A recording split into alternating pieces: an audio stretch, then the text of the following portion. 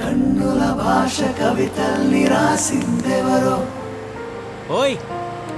ఎదసడికింది రాగాలు నేర్పిందెవరో కన్నుల భాష కవితల్ని రాసిందెవరో హాయ్ ఎదసడికింది రాగాలు నేర్పిందెవరో కాఫీ షాప్ డ్రీమా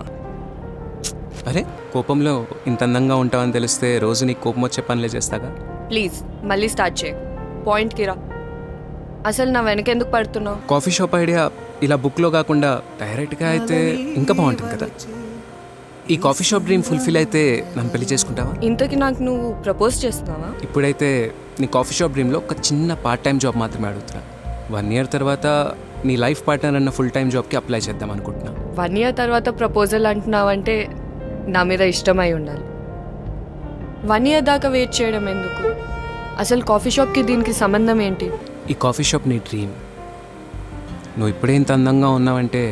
నీ డ్రీమ్ ఫుల్ఫిల్ అవుతే నీలో కంప్లీట్నెస్ వస్తుంది ఆ కంప్లీట్నెస్తో నువ్వు ఇంకెంత అందంగా ఉంటావో చూడాలని ఉంది ఈ కాఫీ షాప్ నీ డ్రీమ్ అయితే నీలో కంప్లీట్నెస్ నా డ్రీమ్ ఏం ఆలోచిస్తున్నావు థ్యాంక్స్ ఇప్పుడు చెప్పాలా 1 year తర్వాత చెప్పాలా అని ఆలోచిస్తున్నా కన్నుల భాష కవితల్ని రాసిందెవరో ఎదసడికింది రాగాలు నేర్పిందెవరో